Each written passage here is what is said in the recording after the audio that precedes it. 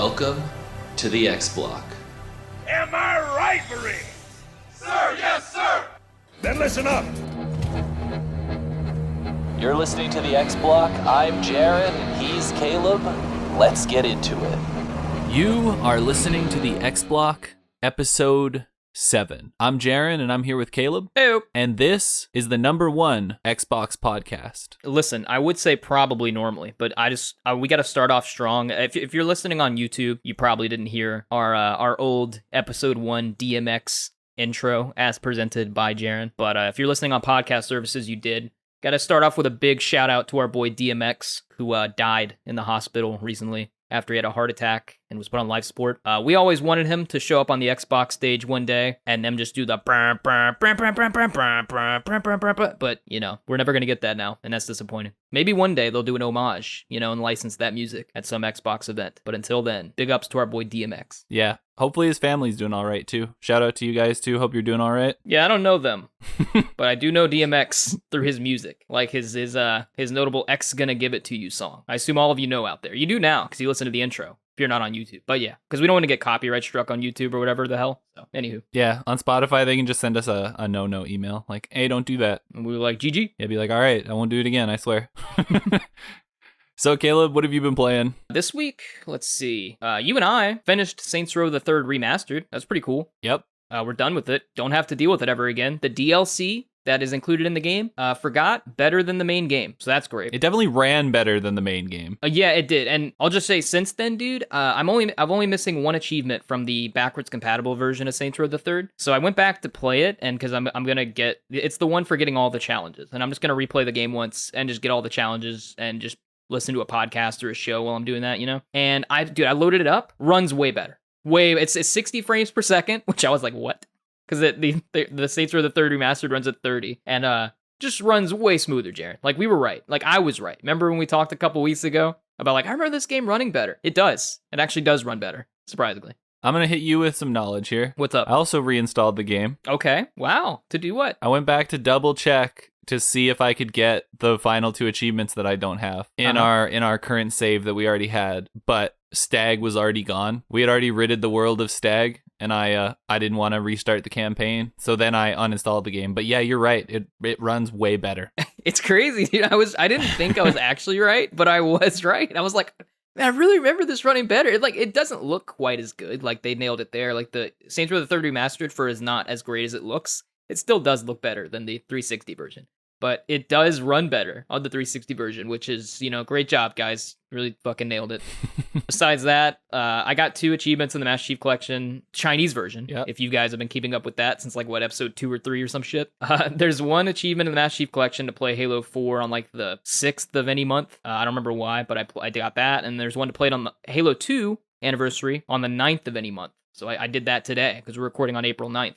Late in the eve. And then finished up Dirt 5, which was our Game Pass or gameplay game from last month. I'm currently working on the last achievement to drive 1,000 miles, which is basically you just rubber band your controller and load up a custom map that is made by the True Achievements people, and you just let that run while you do other things. Do you still agree that it's a pass? Oh yeah, 100%. The game really drags at the end. That game, I'm finishing it up at like 75%. I'm still on the fence about whether I'll do the DLC in the future, so I may not even finish the 1,000 miles because there's achievements in the DLC to like drive 30 miles with one car, and then in the second DLC to drive 30 miles with another. So I'm like, I may just like get this, like, without worrying about it if I play the DLC again, but it's passive, so I'm just doing it anyway. And then the main thing I've been playing is Dead Island Definitive Edition, because it's just one of those games where, like, I did a true achievement session with some people where I played the arena. It's like 4-player multiplayer and got a bunch of achievements I never got.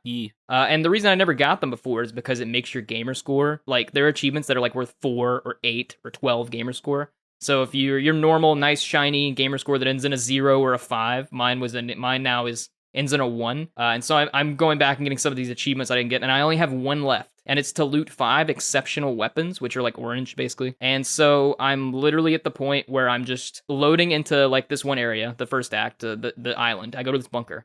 I open 3 chests, and then I teleport back to the church, which is in the city. And then I teleport back to the bunker, and I do that, and I rinse and repeat. And that's my life. That's what I'm doing. I've been doing it for about 30 minutes so far. No luck. I only need 1 more.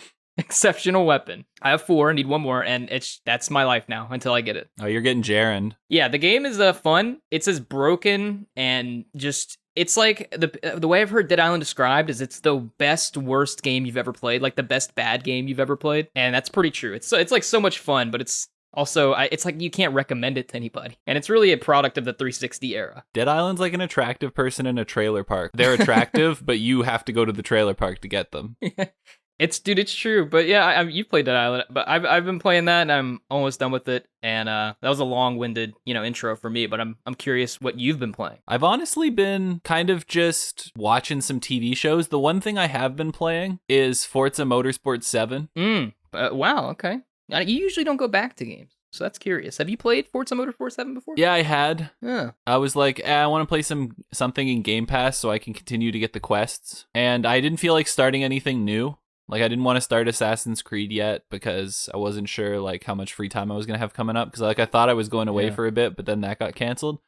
So I, like, didn't want to start that. I didn't really like Star Wars Squadron, so I stopped playing that. Big letdown. It just wasn't my thing. It's a perfectly fine game. I just wasn't my thing. Yeah, I feel that. It's a good game, but it's just not for you. Yeah, just not for me. So I thought about starting Gears and I thought about starting Assassin's Creed, but I didn't have the time commitment for a girlfriend and an 80-hour game at the current moment and the podcast. Oh, it's like a 100-hour game, so...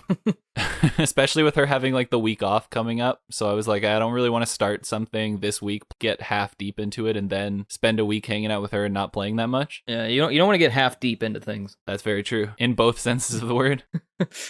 So then I hopped on to Forza Motorsport 7, and I've just been kind of getting some achievements that I missed in that game. For some reason, that game, I played it for like 40 hours or something. I had like 100 gamer score in it. Wow, that's not good, man. Yeah. You got to pump, as Matthew McConaughey said, you got to pump those numbers up. Those are rookie numbers. So now I'm up to like 300 out of the 1,000. I think the max that I'll be able to get is like 600, maybe. Get there, man. You can do it, I believe. Prepping yourself for Forza 8.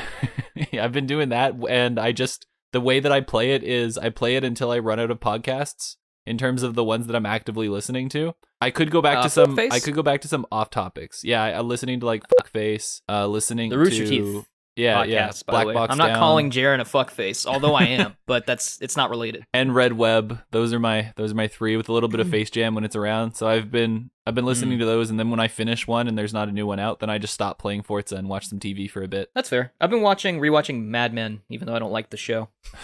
We're not diving down that rabbit hole. We're moving on to outside the box. Thinking outside the box, where we cover all the news you need to know outside the Xbox community. The first story in Outside the Box, E3 is back, and I'm more excited than I thought I'd be. Okay, we back, boys. Yeah, we be tenting. Are we in person? No. No?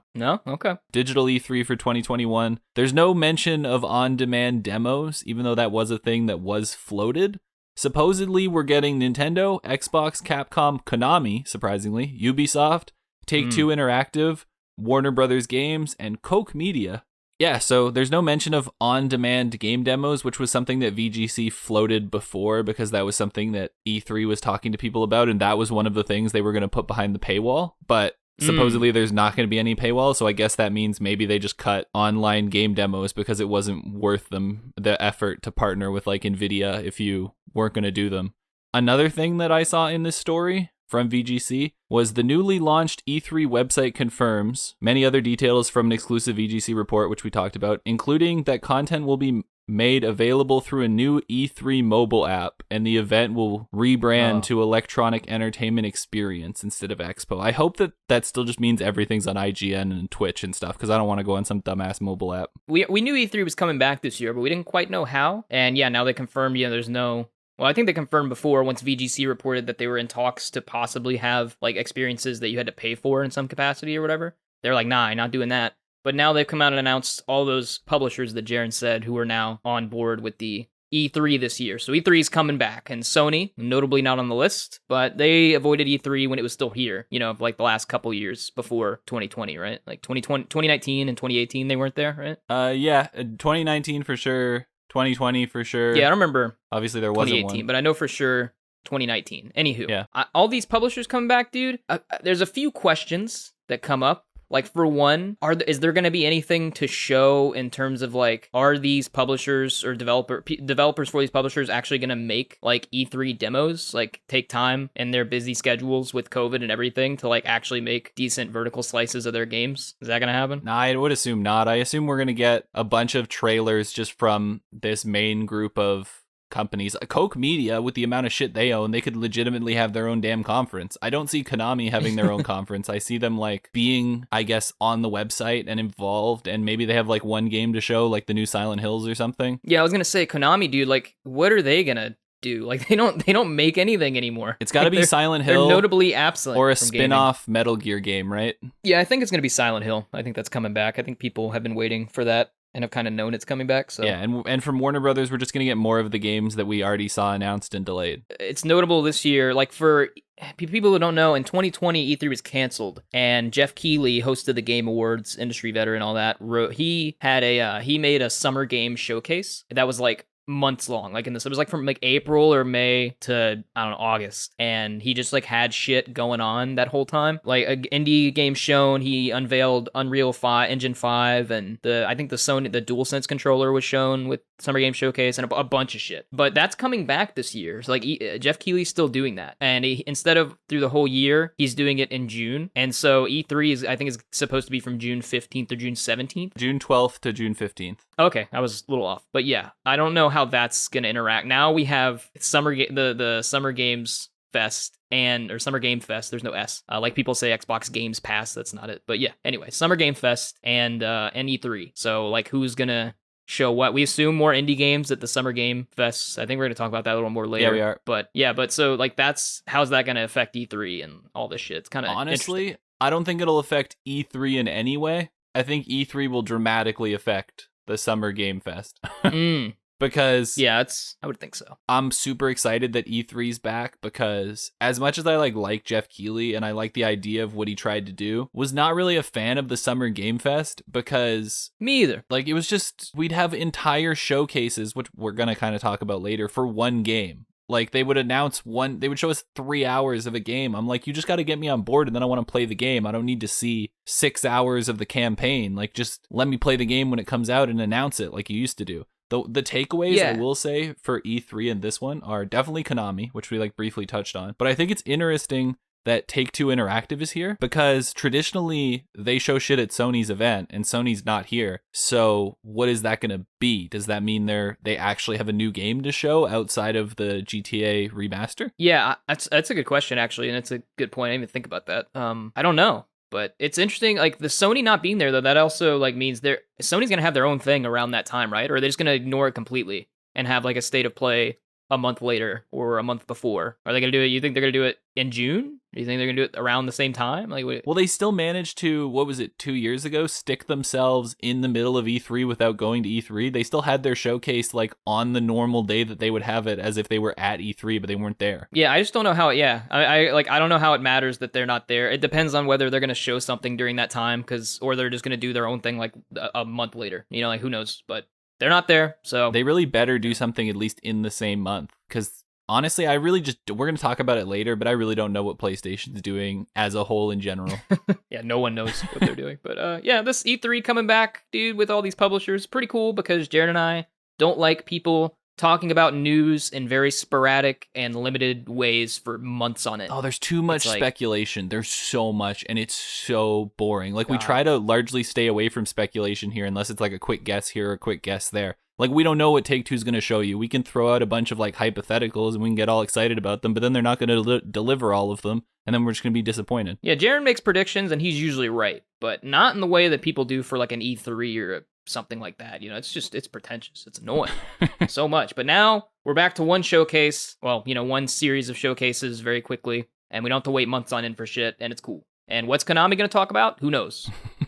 A lot to think about there. What's Nintendo going to talk about? They don't talk about anything either. They always have games. They released like 2 games. Yeah, they have like Animal Crossing, and what was the other game they released recently? Like Pokemon. Yeah, but it doesn't matter. Then, Nintendo can show 5 indie games and everyone gets excited. It doesn't matter. Yeah, they sell more than everybody, but like, what games do they make? What are they up to over there, you know? I don't know about those games, but the games that I do know about are coming from IO, our friends over at IO who made Hitman. and their new James Bond game is apparently an original story drawing from the franchise's entire history. And now when I saw this, Caleb, I was pretty excited because it wasn't a movie tie-in with the brand new James Bond movie coming out, and I was like, thank Christ. Yeah, it's very cool. It's like something along the lines of like what Insomniac over its PlayStation's doing with Spider-Man, you know, like something new. I'm cool. But I'm not a huge James Bond fan. Like, I don't really, I mean, it may be an unpopular opinion, but I don't really care too much about the movies. And I'm not a huge fan or very familiar and intimate with the franchise. I assume you are more than I am. So do you have any, like, I know you're happy that they're not going to do a tie-in with the movies or anything, but is there anything else you have, like, ideas about this or any opinions? Or? I guess the one thing I could say is I'm not the biggest, like, past James Bond fan in terms of, like, I haven't seen all the original James Bond movies or anything like that. I've seen the newer ones, and I'm a fan of those with like Daniel Craig, but in overall, I'm just glad that we're getting to the point, at least with this game, where we're not getting a movie tie-in game. We're getting a game. It has to do with a movie, or a book. It could even be the book series, and it could have nothing to do with the movies. That would honestly be the better case for me. That, like, I'm totally fine with it having nothing to do with the movies. And I know that IO had like other news, which we're kind of going to talk about too, which is why this is in the overall like outside the box section. And apparently they were in talks to get bought. I just didn't think that was a big enough part of this main story because nobody bought them. So it's all just like speculation. Yeah, I saw that. Yeah, it's like people were shopping around for them and they were like, eh. Yeah, they seem to just not find the right person to sell to give them like, I guess, the autonomy that they need. But they are doing a lot of interesting things, which I see why they're valuable. Like they got the James Bond IP. Apparently Hitman's going on the back burner for a bit. They're working on a new IP in addition to content for Hitman and to James Bond. I saw a news story about that. There's no information on that, but that's an interesting thing that came out of, I believe it was an interview on IGN's Unfiltered with Ryan McCaffrey. Yeah, okay. I guess I was kind of interested in the thought of them being acquired, but I didn't really know who that'd be by, because I assume like some people Xbox, came in. Get in there. Buy another one. Yeah, Xbox would obviously be the ideal one for us, but I imagine other studios came in, offered them a certain amount of money, and they were just like, yo, we're worth more than that based on the IPs that we're working on. I'm fine with them being independent right now. Like, there's not even a lot of independent, like, studios of that size left at this point, so it's kind of cool. And they make great games, not games that I really play. Like, I don't really play Hitman. I know about Hitman. I've seen a lot of gameplay. It looks fun and interesting. You've played it. You like Hitman. I don't know if I'm even going to play the James Bond game, but it looks cool, like regardless, like their games and their kind of tone, and it's interesting to see what they're gonna do with James Bond. That's what everyone's waiting for, because we all know what Hitman's like, and it has James Bond vibes, even though it kind of isn't really like a James Bond style thing. But it's gonna be interesting to see what they do with the IP and how they as a studio can like rise to meet the challenge of making like a dope-ass James Bond game. Very popular IP. Yeah, because I think they can put in all of the ideas they use in Hitman. I think they just have to speed up the overall combat. Exactly. Because James Bond does a lot of things that happen in a Hitman game where he like might drop a chandelier on someone or that kind of stuff. But he does it all in a quick, like, running away from people, gunfight. Like, he's never sneaking around, like, stealthily executing people that often. Yeah, whatever they make can't be like Hitman. It has to be more action-oriented and more narrative focused, you would think. More character focused, obviously, James Bond. So yeah, and they're like, it's gonna be interesting. Their to see new what IP, like who even knows about that? That could be anything, especially if this James Bond game actually works out. Yeah, I'm a fan. I'm rooting for them. I'm rooting for IO. Yeah, I hope we get like some games from just third party, not like studios that aren't these big, huge mega corporations all the time. Like, it's nice to get games from studios that need them to be successful to survive, so they actually put the extra amount of time into them. Yeah, those are the independent studios now, like IO and Bungie's probably the largest, maybe. They're making a ton of shit now. They have, like, games planned out for, like, 2025 and all this shit. New Destiny game. And besides that, Insomniac was huge. They got bought, though, by Sony. Bluepoint, I think, is still independent. I don't think From Software is not owned by anybody, right? So. Yeah, they're on their own. Yeah, those are, like, the big ones. Pretty much that I can think of off the top of my head. Yeah, well, speaking about new games coming out, why don't you tell us about Day of the Devs, Mr. Caleb, the new fancy writer boy? You didn't tell anybody about your fancy writer boy position, by the way. No, I didn't. No one asked. I just you just asked what games I was playing. I guess I should tell people. Yeah, I got hired. What was it? I guess it'd be a little over a week ago, I think, as a freelance gaming news writer for Screen Rant, the Canadian company owned by Valnet. Some of you may be familiar with Screen Rant. They're obviously more of a movie industry kind of focused website, but they also are branching into gaming news. They have been. They have like a gaming news section of their website, and they're like a sister company of Game Rant, which you guys may have heard of, and I think The Gamer as well, which recently did the story. I think were they the ones who broke the PlayStation Vita news? Like the reports that PlayStation. Yeah, The Gamer broke it. Yeah, so they're like a sister site of them, and they also have their own gaming news section of their site. But yeah, they're owned by Valnet, which is like their parent company, and I don't really have to, but I'm going to disclose that like I'm not a employee or representative of Valnet Corporation or Screen Rant. Like I'm a contractor and I'm not an employee, and so like nothing that I say on this podcast in any way reflects any views or any opinions of Valnet or Screen Rant or anything like that. But it's cool that I'm now writing freelance gaming news. I'm freelancing gaming news articles. So I write like at least five articles per week for them now at this point is what I'm going to start doing. And so that's pretty cool. So I guess, Jarren, we're, what did you say? We're 50% of like legit now? Yeah, you know we're what I mean? 50% legit. You're an actual professional games journalist now. And yeah, dude. I'm a guy who reads forums, and therefore I can say whatever I want because I have no strings on me. There you go. So it's pretty cool. I'm not actually super professional, but I can write. I'm very good at writing. That's one of my, I don't have many talents, but I can write. So it's good to put that to use, and we're now legit. Anywho, I wrote an article. I think my first article, which was Day of the Devs Showcase was returning for Summer Game Fest. So that is at Screen Rant, and you can find my like author page there, Caleb Greer, if you find any of those articles or you want to look for that. But anywho, Double Fine Productions and I Am 8-Bit are partnering once again for their Summer Game Fest digital Day of the Devs showcase. So usually Double Fine, which is owned by Microsoft now, and then I Am 8-Bit, which is like a production company, they usually have an annual thing they call Day of the Devs, which is traditionally it's been like a festival in San Francisco where anybody can show up for free, literally, and like these indie developers show up and they like show off all their games to people, and it's like a pretty cool chill environment. And last year they had to do it digitally, obviously because of the pandemic, so they partnered with Jeff Keighley for Summer Game Fest, and apparently that was pretty successful for them, and so now they're doing it again. So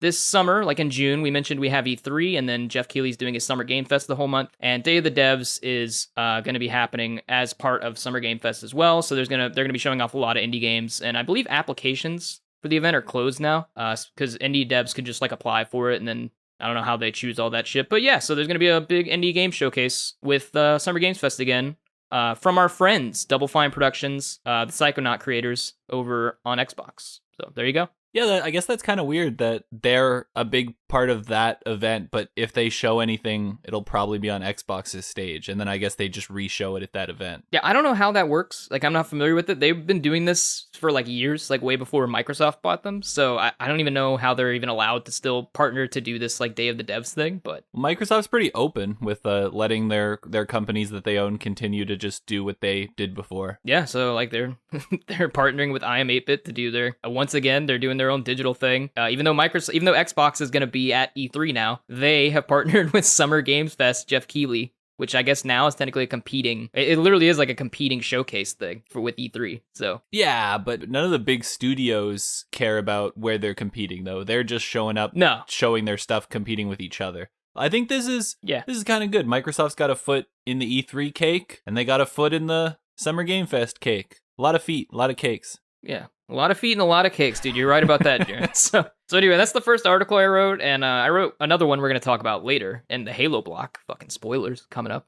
Yeah, but, dude, Caleb's all over this now. Yeah, I write for Screen Rant now. So if any of you want to go over to screenrant.com and look for their gaming news section and find my articles, Caleb Greer, feel free to click on them, look at them, read them, say hello, anything like that. Whatever. There you go. All right, and the last topic of Outside the Box, Resident Evil has a nice and dandy showcase coming up, Caleb, on April 15th. I hate this. I fucking hate this shit. Tell me about the showcase. Tell me anything about it. Anything new, whatever. Any of the news about it. See, this is why we wanted E3 back. Announced on Twitter, Capcom says the showcase will include a new trailer and gameplay, along with a few other surprises. No game needs its own showcase. I was going to say, you don't need your own fucking showcase. They did this shit in January when they showed off Resident Evil 8 for the first time. They're like, we're having a fucking showcase. Get hype for Resident Evil 8 in their village or whatever the fuck. And they did their own showcase, and it was a disappointment, and who cares? And it's way too long, and you don't need a showcase for one game, dude. Like, why don't publishers realize this? Like,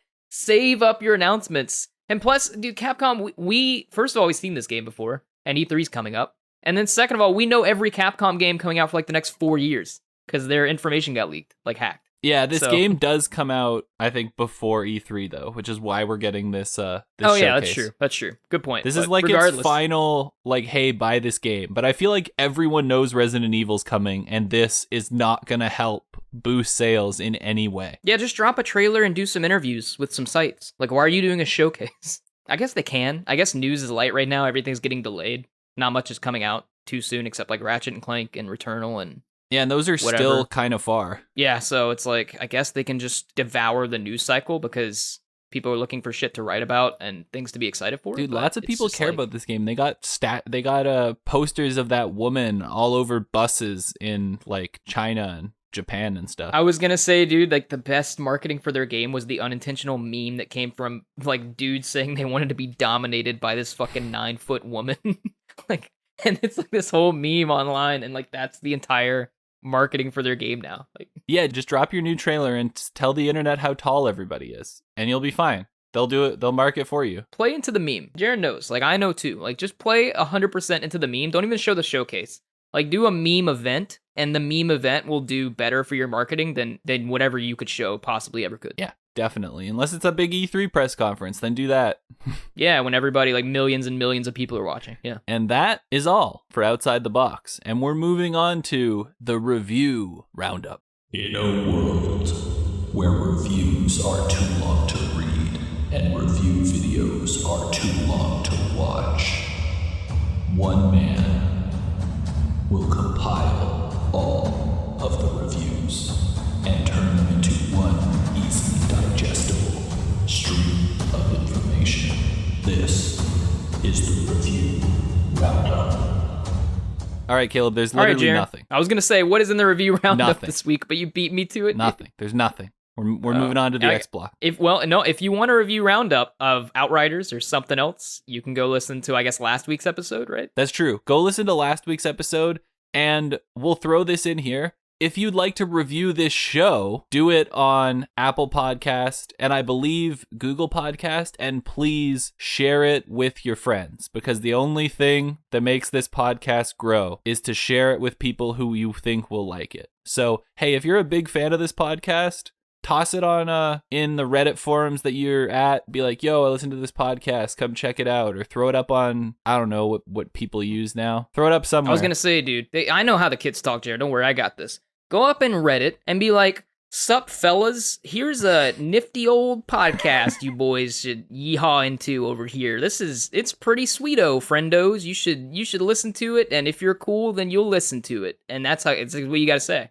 And if you say it that way, everybody's going to be like, wow, that's some old cool shit you're saying there, boy. And then that's exactly, and that's how the kids talk. I understand. I'm all in with the youth. I know what's hip and what's jive, Jarren. I'm all in there, dude. I never felt cooler than until you said what you just said. But Jarren's right though. Go to Apple Podcasts if you listen there, or if you don't, go to Apple Podcasts, X Block Podcasts, and leave us a nice review. That can be your review roundup for this week. And if you can go on our YouTube page, the X Block Podcast on YouTube, leave us a like there, leave a comment, anything you want, And then, like I said, say, hey, Ma. And she's going to be like, what? And you're like, Ma, the X Block Podcast. And she's going to be like, what about it? And you're going to be like, have you listened to it yet? And she's going to be like, no. And then you're going to be like, well, listen. And then you need to send her, the Spotify link. And that's what's going to happen. Yeehaw, review roundup. If you listen to all of those things that Caleb said, something will happen to you. I can't say what, but something. Share this podcast with your mom. That's all I have. There's the next t-shirt, Caleb. All right, moving on to the X block. New Xbox event in the coming weeks. Forza, maybe? Maybe? Question mark? Maybe Forza? Well, what's all this news, Jarren? What's this next event in this Forza shit? What's happening? ZDNet journalist Mary Jo Foley claims that the gaming-focused virtual event will take place in the coming weeks to supplement Microsoft's annual Build conference, which is confirmed to take place in May. So Microsoft will hold a What's Next for Gaming event this month, according to a new report. Okay. New, just Microsoft can do events every month. Indie showcases that are 5 hours long. Build showcases, whatever the hell this is called. All E3, just shit every month. Why not? Fuck it. Yeah, I save most of the announcements for E3. The only thing that I'm going to say that makes sense in this, because we got to stay consistent. I know we like Microsoft news here. Obviously, we're an Xbox podcast, but we don't need this many shows. Just set out a trailer, set out something. The one thing, if you're going to show this at a show or something, Forza Motorsport player hands-on test confirmed. Turn 10 accepting signups now. All right, this also not a way to announce a game. You literally have shown like barely anything of Forza Motorsport 8. And the first thing you're going to do is have a player hands-on test. At least make sure that this conference thing that you're going to do comes out before then, and you at least show off an actual damn trailer for Forza. See, dude, I disagree, though. I think it's a great way, man. I actually think it's a cool idea that like people don't know much about it except that like one in-game engine shit running, and they're like, hey, you know, like you guys, you can sign up and we're gonna send a bunch of people fucking Forza. You can play a slice of it, and then I don't know if that's gonna come out or not because I think there are some things you have to. I don't know if it has like if there's like a privacy thing. I would assume there is where like you can't talk about shit as much, but maybe not. I don't know. You know what? You swayed me. I'm on board. I swayed you? I'm on board. All right, that's good. Jarren's not dug in, dude. He can if he hears a good idea, which is for me must be every fucking day, you know what I'm saying? Then he can change his mind. So yeah, I thought it's kind of cool because most people don't do it this way, but they're like, yeah, we're just sending fans they can play test a part of the game, and I'm like, it may not work out. That may be a terrible idea, but it's kind of cool. I'm not in. I don't care about Forza Motorsport that much. It's important to Microsoft because it's the quintessential racing sim that took over Gran Turismo and is now like the greatest circuit sim racing game out there, and it's important for the brand and the franchise, and Turn 10 is like a super old Microsoft studio. But Caleb Greer, your boy Caleb G out here, doesn't care about Forza Motorsport and is not going to play it. But that's cool for the people who are going to get to play a slice. All these racing fans out there were driving 100,000 kilometers per hour, even though that's a fake measurement down the fucking Autobahn or whatever the hell, and they're like, yo, Forza playtest just dropped, bro, I'm going to play that, and now they get to. It's going to be cool. I signed up. You did? Okay. So when is that supposed to be again? How are they going to do the testing again? I barely read this because I don't care about Forza, but I assumed you would know. See, I don't know what you're supposed to say because they gave you a survey, which I had to answer, but on their survey, they said not that you were agreeing not to talk about the survey. Okay, so don't say anything about it. Yeah. Don't tell me about it then. But that's happening then. Yeah, it just seems to be hinting at testing and that they're going to reach out and I guess give access to the game to a certain people that they choose. Well, hopefully Jarren gets access and he can talk about whatever the hell he can talk about, or nothing, or you get nothing. Yeah, and I don't like really we know. said in the beginning of this, I'll just throw out like again. I was joking before. There shouldn't be this like whatever showcase or whatever the hell is happening this month that Microsoft's doing. Like fuck off with all that. You know what I mean? The Indie Showcase was it was too long. Should have been way shorter. But it was cool. That dude, the Moonglow, what is it, the new fishing game? What's it called again? Yeah, Moonglow Bay. Yeah, dude, that person responded to us on Twitter on the Xbox podcast, and they were like, thanks, because we thought the game was cool. So shout out to that game, dude. I'm gonna be playing that when it comes out. Yeah, they were super nice to us. Yeah, very cool. So that was pretty. That Indie Showcase thing should have been shorter, but was cool. And a few months before E3. We don't care about this though. Yeah, whatever the hell they're one showing thing I'll this month, say about fuck this off. is, unlike these conferences for individual games that we're not a fan of, if you're gonna do a conference and you're gonna show stuff, make sure that it's not the same stuff you show at E3. Yeah, that's a good call. Because the one thing that does give me hope for this is the fact that Forza Motorsport is one of their usually big, like, oh my god, we're making Forza, and everyone goes, only certain people care about Forza, and Microsoft goes, Forza! It seems like this is going to happen prior to E3, which means that they didn't even need Forza for their E3 lineup. I was gonna say that they're not gonna drive a car into your fucking TV monitor because they usually drive it on the E3 stage. They'll still do. They're still gonna do that. They do that every They're time. still gonna drive out a car, dude. I'm excited, man. I'm ready for that car. What is it? A McLaren P1 one year and all kind of other shit that they got going on. Yeah, they'll show the release date this year, like on the cars. Like, you know how cars nowadays have those big tablets? They'll bring out some brand new car, and then they'll have the camera like come in through the back window that they take out, and it'll like unveil the release date on the tablet screen. Dude, it's so unnecessary that they always drive a fucking car onto the stage. Yo, like, if that shit happens, 10 Caleb, people are playing this game. If they come through the back window and reveal it on the iPad screen of a Forza car that says the release date on it, dude, I don't even know what I want from the fans, but I want something. A Prediction Man t-shirt or something, like a big Superman logo, but with a P, It's like never going to happen. No. Because that was a joke, but, if it did, That'd be fucking wild. Yeah. All right, moving on to the next bunch of speculation, because that's what news is right now. Xbox in talks to make a Kojima game. Not sure if excited or nervous. Yeah. Tell us a little more about this. Who broke this? What's the rumor? What's going on here? So according to VentureBeat, which claims Xbox hopes to make the second game from Death Stranding studio Kojima Productions, the focus of a plan to leverage Japanese talent. Yeah. So there you go. Microsoft's been on that. It also claims that a Kojima Productions figurine spotted on Xbox boss Phil Spencer's shelf during a presentation in February was hinting at a potential partnership, which we know Phil does like to do that. Yeah, I mean, it was, that one was really out there, because usually, like, he hides shit, you know, or, like, he's been hiding shit, but that one was, like, a fucking neon sign with the giant, like, Kojima robot bullshit standing next to it, and you're like, Jesus, that's obvious.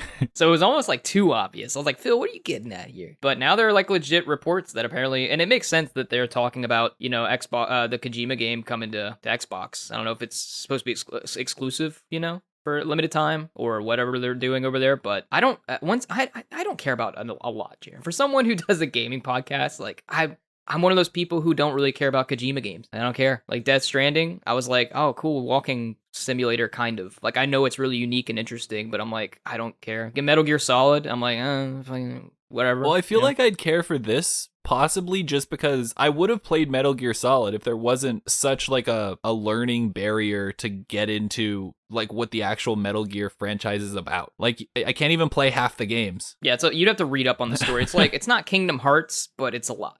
The one thing that I thought was funny that came out around this whole Kojima discussion, because he blew up in the news, did you see that like PS5 game called Abandoned?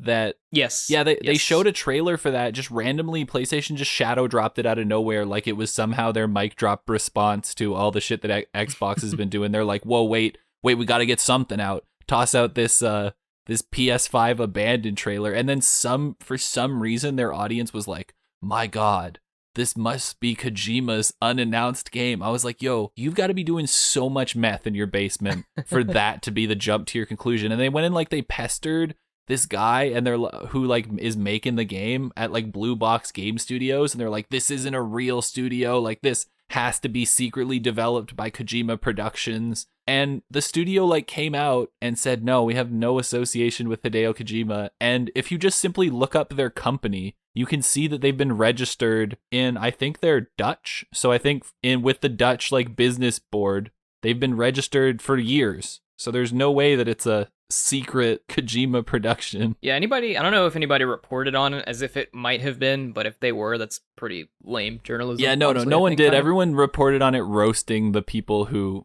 were like, yo, it's a secret Kojima game. Yeah, and then it's like, dude, there's like a link now that this dude had to put out being like, this game is not a Kojima game. I'm not associated with Kojima in any way.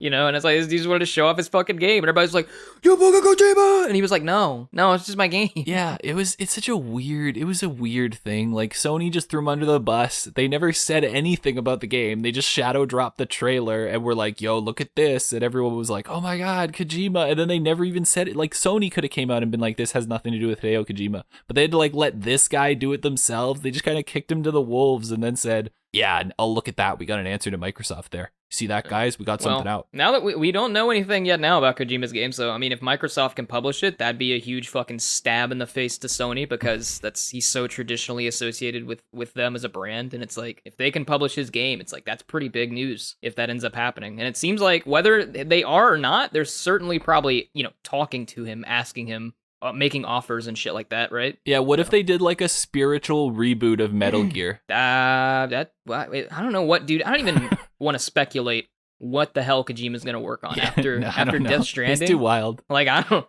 know what the hell. I don't even want to say anything about that. You know? Yeah, that's fair. All right, let's move on to the next topic.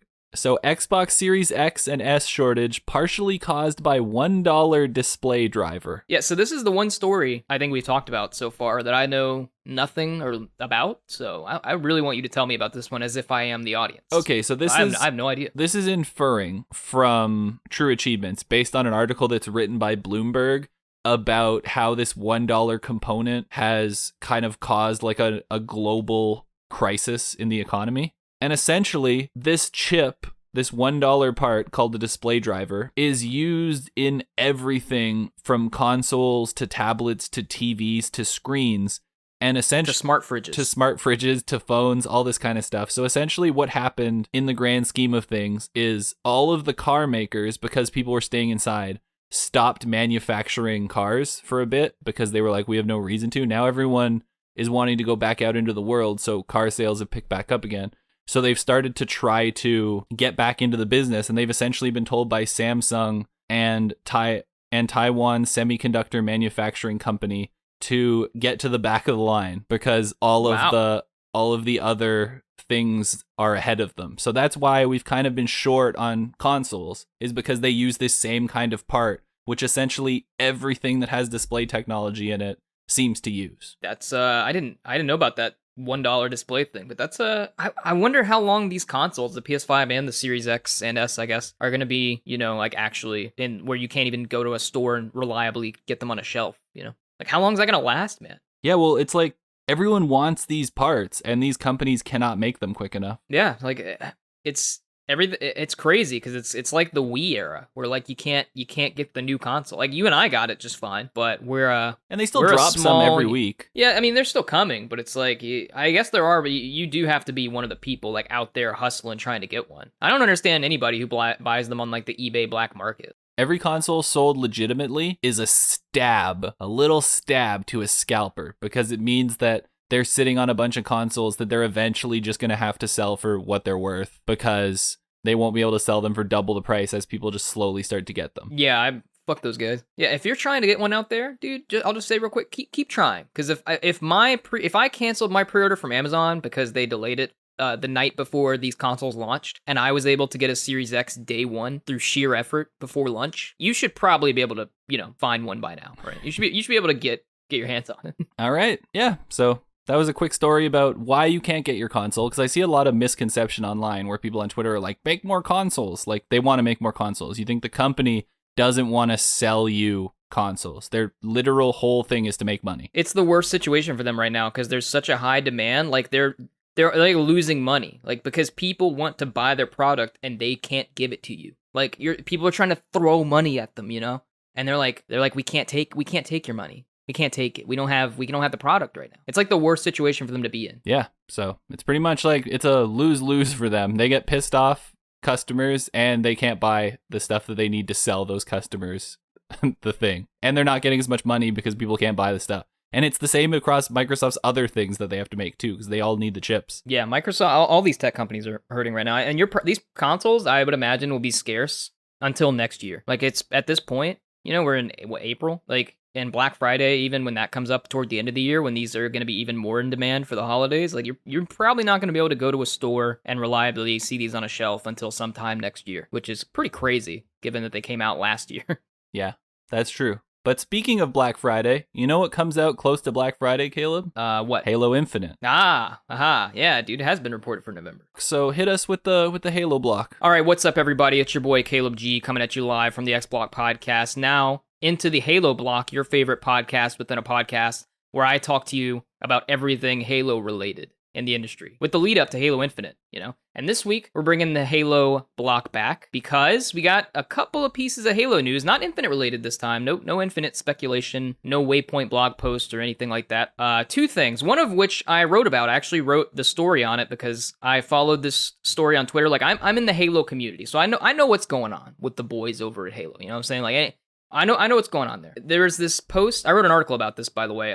The article is Halo 5 players discover Mongoose race Easter egg years after launch. I wrote about that on Screen Rant. You can go find it, look it up if you want. Basically, what happened was on Easter Sunday, this developer chick was like, "Hey, game developers, what are some cool Easter eggs you've hid in games? Like your coolest Easter eggs you hid in games." And a lot of people responded. Like, one dude who was a level designer or some shit, or some sort of designer on, like, Tom Clancy's The Division, was like, I put the Ninja Turtle weapons, like, hidden throughout, like, The Division, like, and it's like, all right, just shit like that. So if you go to this thread, if you can find it, a bunch of developers just, like, listed off a bunch of cool Easter eggs. And this one dude, Patrick Wren, he's a multiplayer designer at 343, I assume, for Halo Infinite. I don't know what his role is with Halo 5, but anywho, well, I guess a little bit of a long story short. He said, like, I hid a, like, mongoose race in Halo 5, like the campaign evacuation mission in Halo 5 that no one ever found. And so people started trying to find it. No one could find it after a day. And so then this dude was like, he got the Halo franchise narrative and franchise writer, I think it's Jeff Easterling, to like write a poem as like a hint. And basically these dudes found out that on like the mission 6 evacuation in Halo 5, right as you start it up, if you run to the right, you have 3 seconds to get behind this like black and yellow line on the ground. And if you get there within 3 seconds, you then stand behind it for a minute or 117 seconds, which, you know, like Master Chief 117 makes sense. Dude, all I need is 3 seconds. You then spawn. Yeah, dude, I know, right? You then spawn in like behind a gate with these mongoose, and like a timer counts down, and then you just do a mongoose race in the campaign. So it's kind of cool if you're a Halo fan. You may not be the biggest fan of Halo 5, but that's a pretty cool, dope campaign Easter egg they put in there. What were those dudes' names who found it? Patrick Wren was the developer who gave him the hint, and then he had the poem or whatever written by Jeff Easterling, and then the 4 dudes who found it, they were on Twitter. They're at Duquesne23, at GamerPeepFreaks, great name, at Rocket Elijah, and at RocketSloth Luke. And apparently, I don't really know them that well. I just cited them as like their Twitter names, but apparently they're kind of big in like the Halo community. Like they do some, they're like have big YouTube. I think Rocket Elijah has apparently a pretty big YouTube following, and they Twitch stream and all this shit. So I mentioned them on Twitter, and then some of them reached out to me. It's pretty cool. Yeah, I think one of them follows the X Block now. So if you're listening, hello. Yo, what's up, man? It's a pretty sweet Easter egg, pretty neato. But yeah, so I wrote about that. If you want to go look up that article, shameless plug. But then the second piece of news, much, I would say, maybe more important, much more relevant, perhaps, is that the Season 6 just dropped for Halo MCC, and this is really cool in a lot of ways. First of all, I just gotta give, like, a shout-out to 343 for, like, really supporting, like, Halo MCC. This game really came back. Like, it has millions of players now playing these old Halo games, like Halo 1 through 4 and ODST and Reach. I don't know how they made these games relevant again, but they, like, totally did. And so they added, like, a Battle Pass and a Seasons Pass type thing to these games that you don't pay for. It's all free content, and I don't think there's any microtransactions or anything. So they added 100, I guess I'm going to read through this article here on GameSpot, written by Gabe Gerwin. Love him. So I'm going to kind of quote a little bit of that article, but there's 100 tiers to unlock with seasonal challenges, brand new armor, vehicle skins, weapon skins, animated visors, and back accessories, new seasonal challenges. It's on Xbox Series X and S, Xbox One, and PC, and it's Season 6 is themed Fireteam Raven, which, Jarren, that's a hard fucking cut. Do you want me to tell you how hard of a cut Fireteam Raven is? I'm going to throw in a quick thing. It's on sale on Steam right now. I was going to throw that out there in the end, but thanks for beating me to it. Anyway, yeah, like Jarren said, with this update, they made the game half off on Steam. So, whereas Sony's charging like $70 for a new Last of Us and all that shit, or Last of Us remake, they're just giving you like Halo Master Chief Collection half off with a big season update. Anywho, it's called Fireteam Raven, and dude, they have a Dave and Buster's game. Halo did. Like, they have an arcade Dave and Buster's fucking game, and it's about Fireteam Raven, which is ODST. Have you really? Or are you lying? No, I have played that. I didn't get far. Christ, I haven't. I didn't get far, but that's I've played the one it. Halo game you've played that I haven't, dude. It costs too much money to get far, but I played the first level. Yeah, so if for those of you unfamiliar with Halo, there's in Halo 1, apparently it's like about an ODST team on the Pillar of Autumn that like fights through, like does their whole thing during the events of Halo 1, and then they die at the end, because everybody dies at the end, pretty much, because like the ring blows up except for the Master Chief. And then if you want to get really nerdy, you can read the Halo First Strike book and see what happens from there. Anywho, it's about them and like their custom armor sets, and it's pretty cool just to say that they're adding a bunch of armors and skins and things to Halo 3 and making it fresh. They're adding a map from Halo Online, which was, I don't remember a lot of the history of Halo Online, but it's like I don't know if it was a game only launched in Russia or some shit, but they're adding a map from it called Waterfall to Halo 3, so Halo 3 is getting a fucking new map. That game came out in 2007, Jarren. They're adding a new map, and they're adding a custom game, or a new game, rather, called Escalation Slayer game mode, that people can play, which is basically gun game. So they added gun game to Halo, I think it's 2 Anniversary, Reach, and Halo 4, so that's pretty dope. I'm always down for some gun game. game. Then they have mouse and keyboard support now for Xbox. Woo! If you want to plug in your mouse and keyboard, that's pretty sweet, with secondary bindings and everything. A field of view and crosshair position option, some more audio features, and then they have like some more accessibility options and patches and shit. But yeah, it's really cool that they're supporting this game, because it's like really popular. Like, I don't think you understand, Jarren. This game's pretty popular on like Xbox and Steam now. I know it's huge. It's crazy. With like they just found a way with like this season's pass shit, and they're like, let's just add new maps to Halo 3. Like, it'd be cool. And people are like, what? And they're like, yeah, let's add new skins and like give you a reason to play the game and like make the multiplayer live again. And so that's really exciting. I mean, I don't really play the multiplayer because I played hundreds and hundreds and hundreds and hundreds of hours of it already, back in the day. But, and I'm playing other, different games now, but it makes me happy. It makes me happy in my heart that Halo's living with like millions of people on. Shout out to the Steam audience, because, the Steam folks over on PC, dude, they're really into Halo. And that makes me happy. So that is this week's pretty much Halo block with your boy Caleb G over on the Xbox, your favorite podcast within a podcast. And when there's more Halo news to talk about, or, Halo Infinite speculation and other things coming up, I will be back with the Halo block. We also found out today that by having played more Halo games than Caleb, it sounds like I should be the host of the Halo block. You haven't played more than me. How dare you? Did you play Spartan Strike? Get the fuck out of here. Shut up. I don't even know what Spartan Strike is. Yeah, you wouldn't. I'm not gonna, can I be honest right now? Kind of jealous that you played the Dave & Buster's game. Yeah. Kind of jealous. I haven't played it. It sounds dope. Dude, I'm all up in Dave & Buster's playing the Halo game. I'm gonna go there next time I'm in Niagara Falls and play the game again just for you. God. I'm so jealous. I really am. Good for you, man. And the last three things in the X block, we're going to tear through them pretty quick because they're not that big. Bethesda controllers are back. You know those controllers that they threw up on Twitter for a bit, Caleb, where you could win them by retweeting them? Yep. Essentially, there's another way to win them, and it's going to be a Game Pass Ultimate contest where the person at the end of a specific time period. All right, so the Ultimate contest runs from April 1st and ends on April 30th at 11:59 PT. And essentially what you got to do is you got to get the most gamer score in games in the Bethesda Softworks collection. And there's a list of them. It's all the traditional games that you would expect, being all the Bethesda games.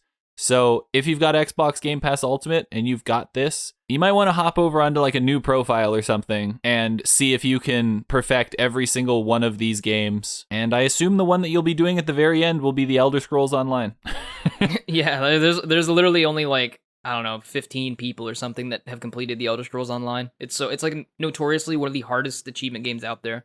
For those of you who don't know, there's like an achievement that you can only get that only one person can get a month, I think. So that's pretty interesting. Yeah, that's pretty cool. Does it let you like go on PC and do like those mods for, or not mods, but like console commands for like Skyrim and shit? I don't know if there's separate editions. The list only seems to include games that are involved in Xbox Game Pass on the console. Okay. So can you go into Wolfenstein 2 and play it on Mein Leben difficulty and get that achievement? I assume any achievement that has to do with anything on the console seems to be fair game. All right. Well, if you can win this all you want, but if I look at your profile and you don't have the Mein Leben achievement in Wolfenstein 2, I'll know you're a bitch.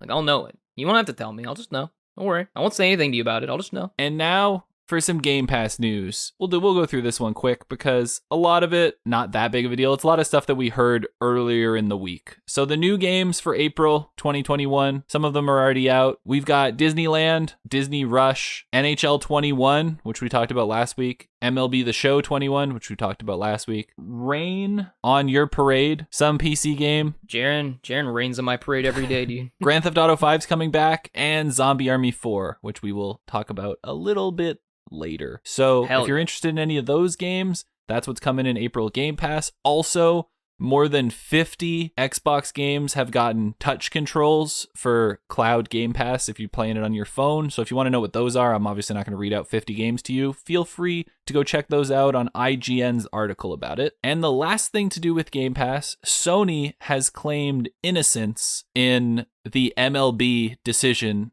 to put its baseball game on Xbox Game Pass. And to that, I say, this seems like semantics, and you're still going to charge $70 for the game. So at the end of the day, you're still guilty. You could put it in PlayStation Now to like answer to this Game Pass thing, but it sounds like you're just going to go, wasn't us. Yeah, they can't. $70. Sony is a corporation. Literally, they have to recoup their development costs, and they wouldn't be able to do that with PlayStation Now. They have to charge you $70 for it. So. And then Xbox is like, "Yo, we doing some back end deals. Come play it on Game Pass." And every person who goes to Game Pass to play it and doesn't buy it on PlayStation, like that's a loss for Sony. Every one of those people, Yeah, well, even just in terms of quick Game Pass numbers, if we want like an example, 83% of physical sales for Outriders were PlayStation 5 in the UK, but it is the number 2, in between number 2 to 4 game on every Xbox most played games store, every country in the world right now because of the Game Pass release. I was gonna say, who's buying physical games? First of all, who's buying physical games? Second of all, during a pandemic. Third of all, like, yeah, dude, it's in Game Pass. Go play it there, like everybody else. Like, it's 83% because no one's buying the game because we all got Game Pass. Which Sony must have got a cut of that money, that MLB, like the deal to like put it in Game Pass. Sony must have a cut of that money, which is kind of cool for them. Yeah, but it doesn't. must, it wouldn't amount right? to the cost. I was gonna say it wouldn't amount to the cost though of if they didn't put it in Game Pass and you had to buy it on the Xbox store. And Sony got a cut of that, you know, from being the developer or whatever. And then, or I assume they would have got a cut from that too. And then, yeah, I guess it's possible they could have just negotiated the world's worst deal and just had MLB run everything to do with other platforms and they get the money. Yeah, I don't know, but it's in Game Pass and that's still cool. And, you know, that's a big fucking bop to Sony, not gonna lie. Yep. And now, speaking more of Sony, we're going to hop over to the X Factor discussion. And there's been a lot of hype today. Today's biggest news story on Friday, when we record this podcast, is the God of War creator, which I think is a funny term because, like, yeah, he's the God of War creator, but in terms of God of War becoming the mega game that it is now, it has nothing to do with the original creator. They're just using it for headline clicks. But the God of War creator says that he's talked to people in Sony, and apparently PlayStation is... Is it David Jaffe? Yeah, David Jaffe. Okay, yeah. He's working on a counterpunch to Xbox Game Pass. That's what he says.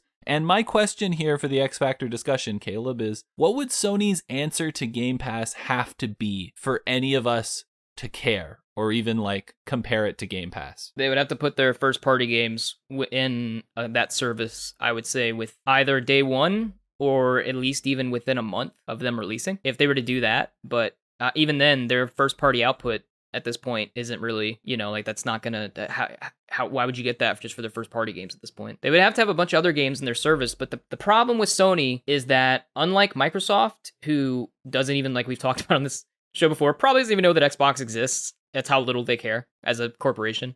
Like they make their money elsewhere, and Xbox is like a fun side project to dick around with almost. And that's why they can throw money at everything, because they go, you know, Phil Spencer goes and asks Dad. He's like, Dad, can I get some money? And he's like, sure, son. And then he just gives him a check, and then he's like, Dad, I need more allowance. And he's like, here you go.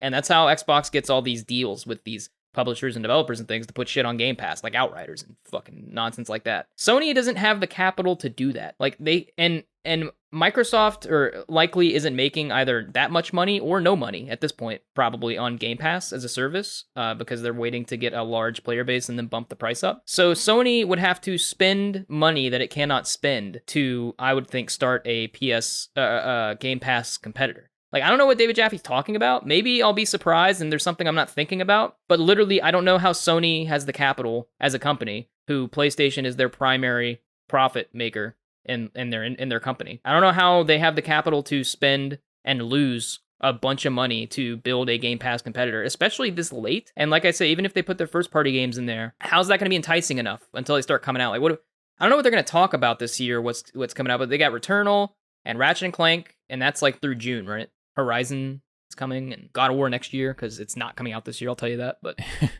that is one thing I wanted to point out to do with Sony. At least it seems like their new strategy going forward. One thing David Jaffe did say, he said that he didn't know what this was. He's just been told by Sony, that people that work with Sony, that they're coming out with a counterpunch. If this counterpunch is something actually of substance, then I guess by all means, like Caleb said, I don't know how they afford that. But if they think that their counterpunch is that they're going to add these PlayStation 1 and PS2 and PS3 games to their PS Now service, and that is going to, because, we've embraced backwards compatibility, that's somehow going to make them match up with Xbox. I guess people maybe have like this incredible nostalgia with Sony that they don't have with Xbox, so that could actually be something that would at least entice some people.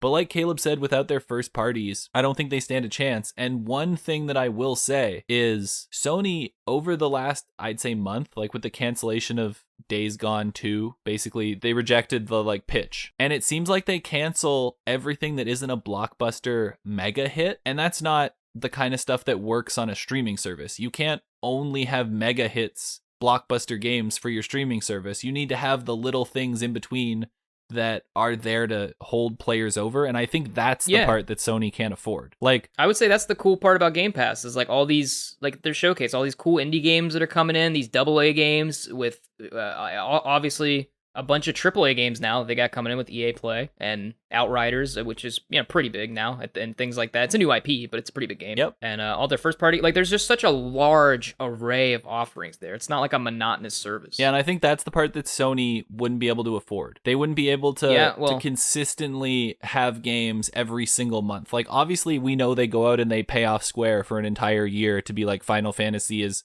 only here. But that's like one game that they know their audience is big fans of and that they will buy PlayStations to play that game.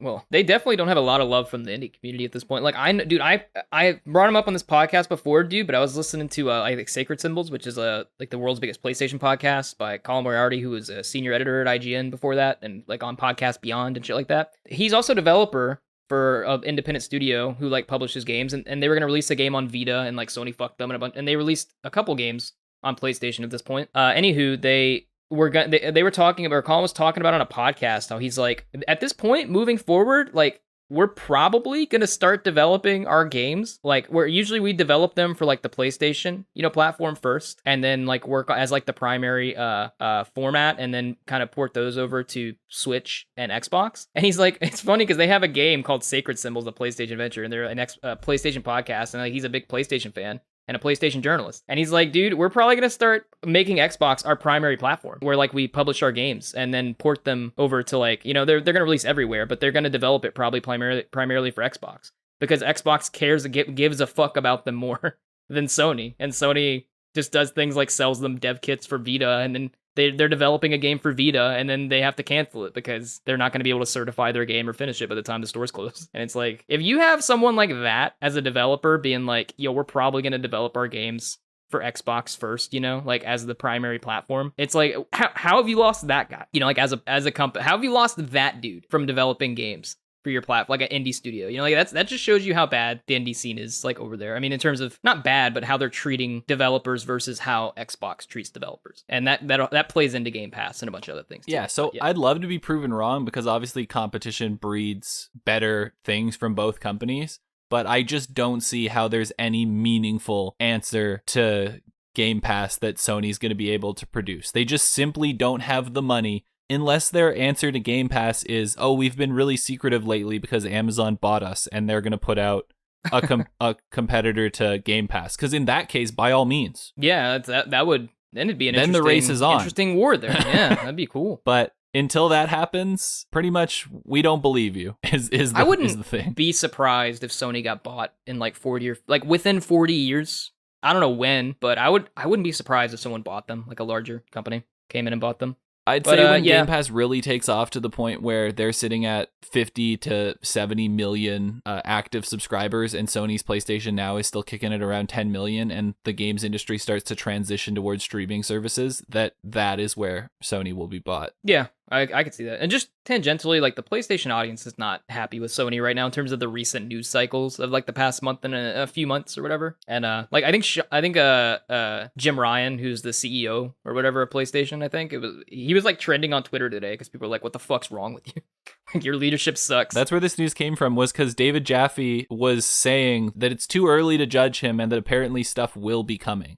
Now, if that stuff is just, hey, we made more blockbuster games, like, sure, that gets you into the Game of the Year conversation and all that kind of stuff, but you're just making stuff for what's doing well now. It's like when Blockbuster and Netflix were at war with each other, and Blockbuster kept going, hey, we got this movie coming out here, we got this movie, and Netflix is like, yo, we're doing all this other stuff that you don't even seem to have any like interest in doing. It's not diverse as a like I mean, Sony right now has the better exclusives. Like it has blockbuster, big, great exclusive games. And it's like, but at this point, that can't be all you offer or have as a service. Like if you get a PlayStation, like I know that's a big deal. Maybe even some people say it's the biggest deal. It's like what they buy. But it's like the PlayStation in every other regard, I would say, sucks compared to Xbox in terms of, except for first party games and maybe their trophy system, although a little bit debatable. I think just the maybe platinums. Yeah. Maybe not their trophy system, but their platinum trophy. I've had this like talk with people on Twitter before when they always go like, oh, the PlayStation exclusives, and it's like, you realize that you guys aren't Nintendo, right? that you don't have like an 80% retention rate on your exclusives. Sony makes Last of Us 2, and yeah, like 10, 15 million people buy it. That's great. Your console has 110 million, even more than that, people who own it. That means less than 15% of the people who own your console bought the biggest game that came out for that console.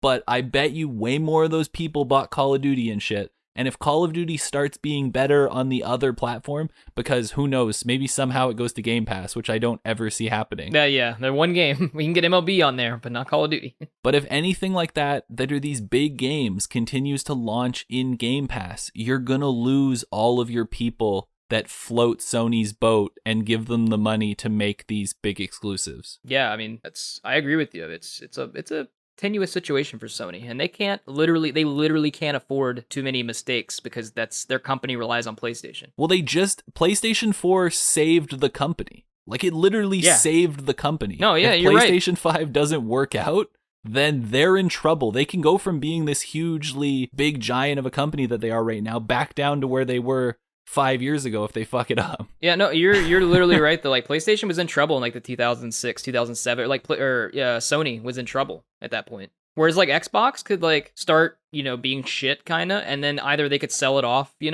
or they could randomly decide one day to pump another 10 to 15 billion dollars into it on a whim. So yeah, if Sony ever had an E3 like Xbox had that year with Don Matrick, Sony would be in a huge trouble. It would be like the destruction of Sony. Yeah, that was a good discussion. But you're right. That's they lack the capital and the diversity of content, I think, to be able to have a successful Game Pass competitor. PlayStation, I'll just say real quick, PlayStation Now, great service. If they want to stick with the PlayStation Now model, where they give away free games with that service that are way better than Games with Gold or something. Sorry, PS Plus. Yeah, sorry. That would be good. That's kind of good. And then that combined with PlayStation Now, if they could just fucking make PlayStation Now better than it is, and they could maybe have something going on there. I don't really know what they could do. I'm trying to just kind of brainstorm. They have something decent going on now with their PlayStation Plus games and PlayStation Now. They could do something. It's just it wouldn't be as good as Game Pass. That wouldn't happen. But yeah, which is the thing, is you're going against a company who, if they got bored, could buy you. if they really wanted to. If they really saw you as a threat and that you started like actually building into the streaming space, I could see Microsoft just buying Sony. And everyone would say that's like you can't do that. Like, oh, then all the companies would be one thing. And it's like, yeah, but Microsoft's main revenue source is not gaming, so it wouldn't be a monopoly if they bought Sony. No, it's not even like tech in the space that Sony produces tech, like with TVs and headphones and cameras. I feel like that was a pretty successful X Factor discussion. Yeah, that was a good one. That was a good one for this week. A little Sony oriented, but it's relevant to Game Pass. And Sony is or PlayStation, I guess you could say, is Xbox's competitor. So sometimes, even though we're an Xbox podcast, it makes a lot of sense to talk about what's going on, on the other side of the pond. Like what's happening over there, and how is that relevant to or possibly affect Xbox. You're going to see that come up on this show every now and then, or maybe even quite often if there's not a ton of news to talk about every week. So. Yeah, definitely, for sure. And the one thing like you can say is Xbox is definitely PlayStation's competitor, but Sony really has nothing to do with Microsoft. Microsoft doesn't even care what Sony's doing. Microsoft wakes up in the morning, they stretch, they peek out the window, they're too high up in the tower to even see where Sony is. Then they go back to do their work, and they make another $12 billion that day, and Sony makes $7 billion in a year. That's actually true.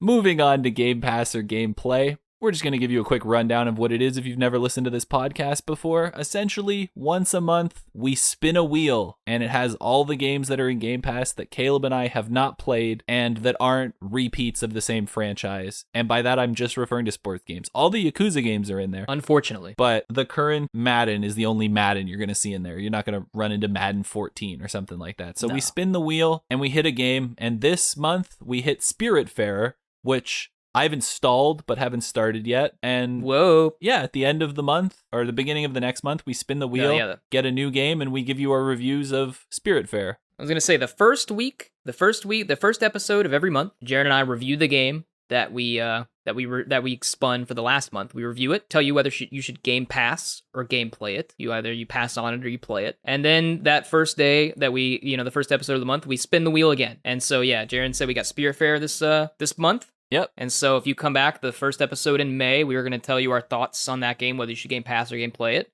And anyone who has game pass, if it hasn't left the service by then, which I assume it won't, then you can take our word if we like it and be like, yo, the X Block recommends this shit. I'm hopping on. X Block recommended. So if you want to hear us talk about Dirt 5 or Donut County, the previous iterations, go listen to those episodes if you can find them. Yeah, the first episode of each month.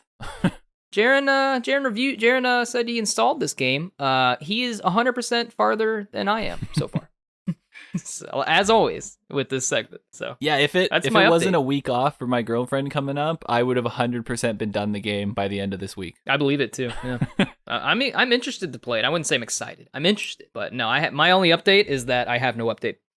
All right, and with that earth-shattering development, we will be moving on to the FAF. I guess another quick explanation is due. The FAF refers to things that are kind of unnecessary and a bit, I don't know, like you don't really want to do them. Like if you're messing around and not doing your work, you would be faffing about. So all of these news stories, we've determined them to be kind of a waste of time if you had to read them. So we're just going to tell you them in a fun way so you can maybe pick up on some news that you might care about, but that we don't care about here. Yeah, and indeed. And Jarren, in our document, Jarren that we have for this episode, Jarren likes to not tell me what the fuck they're gonna be now. He just like writes these weird sayings, and then he tells me what the FAF news is, and I he's like, hey, I put the doc up, go look at it, see what's going on over there, and I'm like, okay, Jarren, I'm gonna look, and then I look at the FAF, I'm like, I don't know what this means. I don't know what that means every week. So. The first fucking piece of FAF news just says the first tease of its kind, which is, kind of a vanilla one for you, Jarren, not gonna lie. That one's actually just like, what tease? But sometimes you have the next one. Like some love for our boys. What boys, Jarren? So, what love? Let's stick with the first one. Caleb, hit us with it again, just in case people missed it. The first tease of its kind? ? Yeah, so is this the first tease of its kind, Caleb? I'm gonna read it to you. Outriders developer says it will reveal specific details behind its launch issues. They are literally teasing why their game didn't work. Yeah, they could have just told everybody why their game didn't work. And like always, it's always better, especially with shooters and online games and shit like that.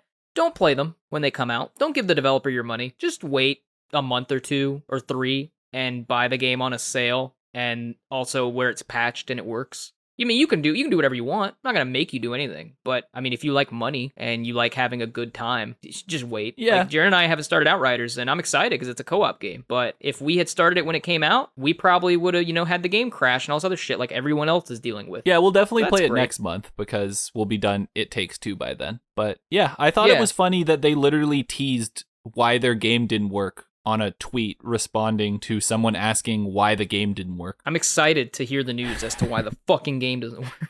All right, hit us with the next one, Caleb. Some love for our boys. All right. Which I don't like saying. Coming from Caleb Greer, Zombie Army 4 announces free new gen upgrade for PS5 and Xbox Series X/S. I would say next gen upgrades, but the way that they said it in their own post was new gen. So I'm just using their language. Okay, because I was going to say, Caleb, it's next gen, but... Well, they didn't say that. They said new gen. You had my question answered. So, yeah, I just wanted to give a quick shout out to Rebellion for giving us a free update that runs better on the Xbox because we the kings. Yeah, it literally, like, any game that's ported or anything like that, all these games seem to, like, we don't know quite how the hardware kind of shakes out yet. Digital Foundry did their shit, but the games...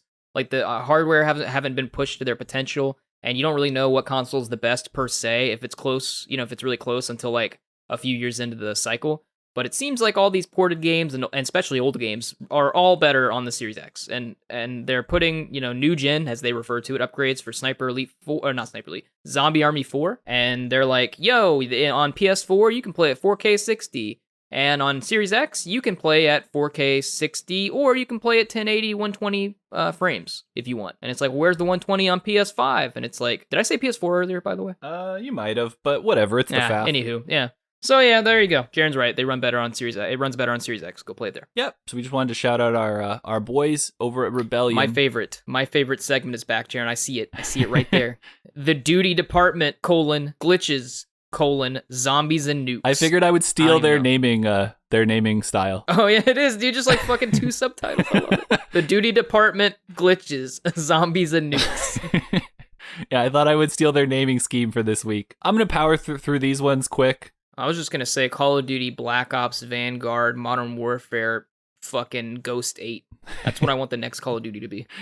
I'm gonna power through these ones. Originally, during this week, there was a glitch in the Miami Strike map on Black Ops Cold War where you could just hop out, get out of bounds, and then just shoot a bunch of people. That's been patched, but it was in the game in the first place, which is kind of an embarrassment. If you guys want to hear a diatribe, just a fucking rant on Call of Duty, go listen to the FAF from, I think it was last week. God, that story. God, I hate fucking Activision. The next story, Call of Duty Warzone's nukes are launching early, but they don't really work yet. Hey, that's like when Call of Duty drops a game. Hey, dude, fucking every year. In other news, Call of Duty related news, Call of Duty Modern Warfare, the 2 new maps that they added were quietly removed. So they added 2 new maps 3? and they just took them out. Maybe added 3. Yeah, but they left Kill Yeah, House. they put Kill House. Kill House was an old map. Exactly. These were actually like 2 full new maps that they added that you could play in like private matches or something, and apparently they just took them out now. Yeah, they're like, nah, So there you go. There's and one. where'd my map go? Fuck you, that's where it went. So wild there. And then Call of Duty Warzone Zombie Outbreak is getting worse. That's just kind of how zombies work, guys. If you guys haven't listened to the duty department every week by now and realize that Activision fucking sucks, like I don't know what to tell you. I don't know what can help you at this point. And I buy Call of Duty and I hate myself. This duty department, this one's going to be a mainstay because we're talking about the next Call of Duty here for a second, Caleb. Oh, whoa. Longtime Call of Duty insider providing some rather interesting insight on Call of Duty 2021 developed by Sledgehammer Games. All right? Okay. This is what Okay. Tom Henderson had to say. Vanguard, Tom? to put it simply, is a fucking disaster. But more on that at a later time. Oh, Tom. Damn. Fucking dropping bombs, Tom. All right. That's the one that got pushed last year, and Treyarch had to release their game early to make sure that they had time to save for that game. So it sounds like this game's still kind of a clusterfuck. That's... Call of Duty has really fallen off. They had a great run there. Not in profit, though. No, not at all. They had a great run, dude. But I mean, for those of you little boy, listen, I know you're not old enough to remember. I know you're not. Stop lying to me. You weren't out there hustling playing Modern Warfare when it came out, or Modern Warfare 2 when it came out. You weren't online on the 360. I didn't hear you in the chat. You weren't there. I was there, okay? Modern Warfare, World at War, Modern Warfare 2, Modern Warfare 3 to an extent, Black Ops 1 for sure, before that. And then people like Black Ops 2. I don't care for it, but it's beloved. Dude, that was the golden fucking years, dude. And ever since then, just you had a good campaign here and there. Fucking Infinite Warfare was good campaign, and Modern Warfare the new Modern Warfare had a good campaign, and multiplayer was all right when it came out, and that's about it. Yep. So, sometimes you just gotta take the horse out back and shoot it. Yeah, or beat it with a hammer. All right, Caleb, hit us with the next one. New game where you grope people announced at a groping event. Is this the ESO people? Is this the Smash community?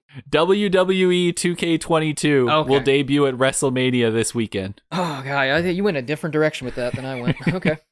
So there you go. Good for if that. you care about WWE 2K22, by all means, the last 2 games were trash. Isn't that the game where they changed developers? And they were brokish. The game was broken when it came out? Yeah, Isn't the that last 2 games were absolutely terrible. Oh, yeah. Well, they're so see how this bad one that goes. Achievement Hunter is still making videos in WWE 2K19. Not even moving on. It's like, I can't do it. So, really, that's all we need to talk about. No one cares about that much. No. All right, no, I don't. hit us with the next one, Caleb. Aliens, space, billions of guns, and a tiny black man. Now, what does that What mean? do you think this one's about, Caleb? I want to hear your insight here. Aliens, space, the movie Aliens in space, where the black guy from the first movie, you remember? The one guy? Remember him? I don't remember his name. But that guy found a lot of guns, and it's gonna be a new Aliens game. You're gonna feel really dumb about this because there was a very clear clue in there, which is the billions of guns. It's Borderlands? Borderlands cinematic universe is officially Yep. different to the Borderlands video game universe. And Roland is being played by Kevin Hart. That was the tiny black man. Oh yeah, I forgot that was announced. Dude, who cares about the Borderlands movie, Jarren? Do you care? You're a huge Borderlands. I'm a huge fan. Borderlands fan, and it seems like fans aren't excited because it differs from the lore, but I don't know, that just feels like it could be a better movie. I really don't know how I feel about this. I'm very conflicted. I don't think it'll be good. It seems like your traditional Hollywood movie that won't be good because it's just going in a different direction away from the people who would actually care about, and it's going to be too obscure for normal people to understand what's going on. I guess we should wait for the trailer and the movie to come out, but yeah, I mean, maybe we shouldn't judge it too harshly yet, but I don't know, man. In a throwback to one of our previous episodes on Hyper Flop, I feel like this will be a flop. Good call, Jared. All right, Caleb, hit me with the next one. A real-world zombie. Ghost Recon Breakpoint 2021 roadmap includes biggest operation ever. It literally won't die. They died and they came back and still no one's playing them, but somehow they shamble on. I'm going to let you people know out there, because you don't know, but I know. Jarren and I have every achievement in Ghost Recon Breakpoint. We played that game for tens of hours because it was like $2, right? Yeah. It was cheap as hell. We bought it for $2. Something like that. And so it's a co-op game, and Jarren and I play co-op games. So we played that game. So you didn't play Ghost Recon Breakpoint. You didn't play it. We did. I did. You didn't play it. I don't know why that game's so popular, or like why they're supporting it. Like I don't know why they're. Yeah, they need to let it die. Dude. It is a real life zombie. It's pretty bad for a new like game when it came out. Like it's pretty bad, dude. Like it's not a great game. It has interesting aspects, but God, does that game the have menus problems are terrible. with the NPC. The UI, the NPCs who have no emotion. Apparently some of The that stuff story- has been fixed, like progression and stuff, but I don't think it has anything to do with the menus or the actual like story and stuff. Didn't you and I kill like the final boss like accidentally? Yeah, we like, killed him outside accidentally this game? midway through the game, and then we ended just up in showed a up at his final base. cutscene, and then it didn't work for a second, and then he just appeared dead. Yeah, because Jarren and I were wandering around the map clearing it, and we unknowingly stumbled into a military base where the final guy was and killed him, and then played another 10 hours, and then finished the game, and was like, weren't we here before? It just spawned him in dead. All right, Caleb, hit us with the next one. The gaming equivalent of putting a paper bag over their head. Cyberpunk 2077's Night City looks much better with a darker lighting mod. Thanks, Caleb. Ah, dude, I wrote that one. You're welcome, man. Yeah, dude, there's some person added a mod, or I guess it was a person, it wasn't a group. They added a mod to Cyberpunk. Yep. And it just makes it way darker. So basically, you can't see all the flaws. It is It's just, the video game equivalent of putting a bag over their head. Yeah, dude. I haven't played the game, but I would play it darker. It makes it look more like Blade Runner. I'd like it on my OLED. That'd be hype. Yeah, exactly. I mean, I don't know, the guy didn't test it with RTX at the time that I wrote the article, or ray It's tracing. not even on console So yet. You'd have to try it with that if you're on PC. Well, it's a mod, so Yeah. you can only download it on PC anyway. That's true. But go play that if you want. Yep. Hit us with the next one, Caleb. Just a dash of racism, please. Why, please? Why'd you put please? What is the racism part? Who said it? Who's racist? Intel has created a slider that it's their new AI listening slider, which can be used in video games. All right. So you set up this thing and it connects to your chat. And for some reason, you choose sliders in how much of offensive things you want, except the N-word. The N-word is an on or off button. But you can have all, most, some, or none, which they have a screenshot of racism and xenophobia, and it just has it slid all the way up to all. And I'm like, this is what? You just want Who slides their racism down to some? I want a little bit, but not too. That's a hell of a story, man. I just want a dash of racism. If you guys are more interested in this, it's honestly a good, funny read. Go check it up at Kotaku, because obviously they're putting in their opinion on it, so it's a good for a laugh because they don't like it. But if you want the straight up kind of honest take, go check out Philip DeFranco's YouTube video yesterday. He talks about it a bit. Yeah, and just a little bit more news before we get to the final FAF topic to take us out. I'll just say that a couple things: Mass Effect Legendary Edition went gold. So if you want to play those games again, fucking have fun. I don't care. So yeah. The fucking, Mass Effect. Go play it, I guess. Yeah, go check out Mass Effect if you care. All right, Caleb, hit us with the last topic. The FAF of the FAF, which I'm interested in. How could it get any worse? These are just some 3 quick stories that are kind of random and don't even really have that much to do with the Xbox. So to start, how playing video games helps with surgical skills. Recently, scientists performed a study to find out if gaming can improve surgeons' performance. The results seem in favor. So, Surgeon Simulator? Maybe that's they got to train them in Surgeon Simulator. It mostly has to do with hand-eye coordination, but I think it's funny to just think that surgeons are out there playing Call of Duty and that makes them better surgeons. I mean, I guess I have decent hand-eye coordination. I'm not smart enough as a scientist or seen or performed the studies to know how the fuck playing video games affects your abilities as a surgeon, but if it does, shout out to you, I guess. I'm just going to read these last two and let the audience sit with them in their head. I don't even want to talk about them. Okay. Elon Musk's Neuralink trained a monkey to play Pong with his mind. And the last one, Lil Nas X game Twerk Hero is real, but you can't break Satan's neck. And that's the end of the FAF. So if you want to know more, dude, you're going to have to do the digging. Hit me up on Twitter if you want to know more about those.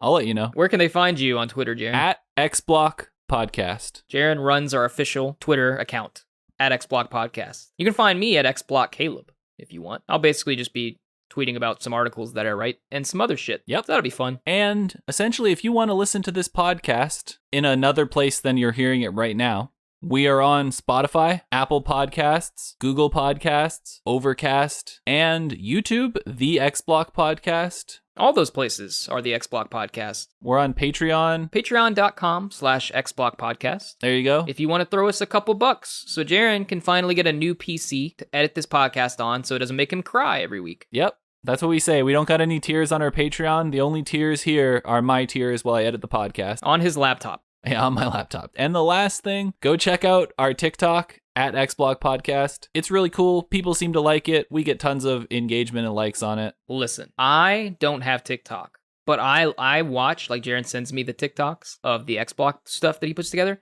Dude, they're fucking awesome. Like they're fucking hilarious. They make me laugh every time. I'm not even just saying that. Like he takes time, like a few hours or some shit, to like take segments from the podcast and edit them together with like actual visuals and graphics that he edits and like funny images and shit, and they're really good. Like you should go to TikTok and check them out. They're worth it. I'm not just saying that. You'll laugh or I'm the queen, Yeah, and feel free to hit us up on Instagram as well at XBlock Podcast. I do post a new image there every once in a while, mostly for the reveal or the release of episodes. So, and I'll just throw it out there. You can follow my work on Screen Rant now.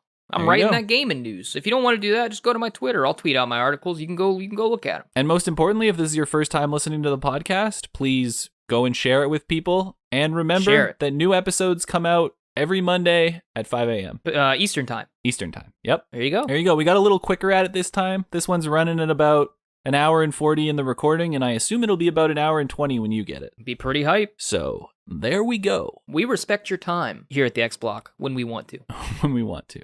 All right. Goodbye, everybody. Take us away, Caleb. XBlock out. Thanks for listening to the X Block. New episodes every Monday at 5 a.m.